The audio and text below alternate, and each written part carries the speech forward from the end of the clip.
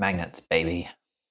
Hey, I'm Dave, and today I'm going to show you how to make all of this. So the magnetic painting handle, how to magnetize the mini bases, and how to make this thing, which I call a painting paddle. Let's get into it. Oh my God, Jesus. The way we're going to do this magnet thing is a directional system. So anything that's facing up, I'll call like an up magnet, and anything that's facing down, I'll call like a down facing magnet.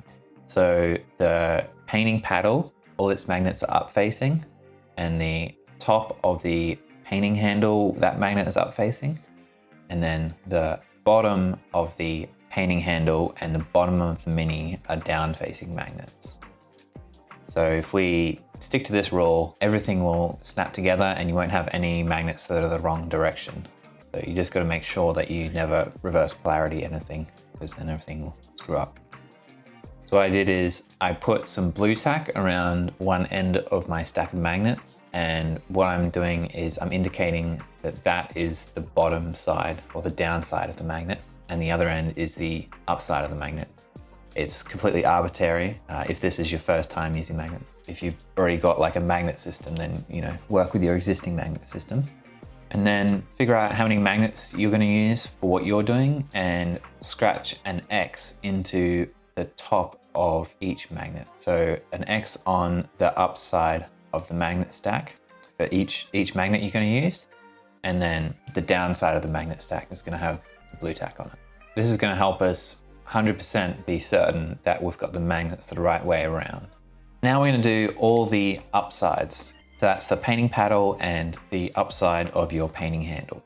With my painting paddle, I figured out that it works for me to have a painting handle every 5 centimeters just to get my fingers around it. So I'm marking out a mark every 5 centimeters on my painting paddle, and that's where I'm going to attach the magnets. Now for these upside magnets, just figure out how many you're going to use between the paddles and your handles. And what we want to do is take them off, and we want to scratch off the down side of the magnet. So the opposite side of the cross, we're going to scratch off just so it has a bit more grip for the epoxy. So for me, my painting paddle has 5 magnets, and then I'm doing 1 handle. So that's 5 for the paddle, 1 for the handle. So I'm going to scratch off 6 magnets on the downside. After you scratch them off, clean off the magnets so there's no dust residue anywhere. Now we're going to mix up some 2-part epoxy in a 1-to-1 ratio. So we want to squeeze out equal size little beads of epoxy from each tube and then mix them together with a little stirrer stick.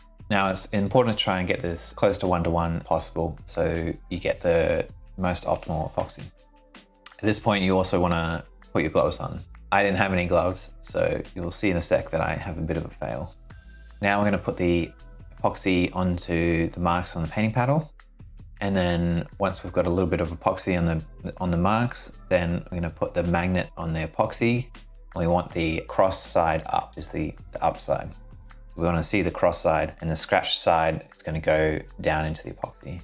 You see here in the first one, I failed a little bit and I put it the wrong side down. So I had to use my freezer bag glove to help me fix it without getting epoxy on my fingers. So yeah, don't goof it like I did. And we want to do the same thing with your painting handle. So epoxy on the top side of your painting handle, and then magnet on the epoxy with the cross side up. And we want to give that about 30 minutes to cure, just so that nothing's going to move around at that point. If you're finding this video useful so far, then please give it a like and subscribe. So while that's curing, we're going to start preparing the down magnets. So on the down magnets, we want to do the other side. So we're going to scratch off the cross side. So this cross side, we're just going to scratch all of that off. So you'll have the scratch side and the clean side. So do that for however many magnets you need on the down side. So for all your minis and for the bottoms of all your painting handles. Yeah, so to give my painting paddles a bit more stability, I'm going to give them some cross sections. So I'm taking another stirrer stick and marking 6 centimeter sections on it. And then I'm going to snap off the sections using the end of my kitchen bench.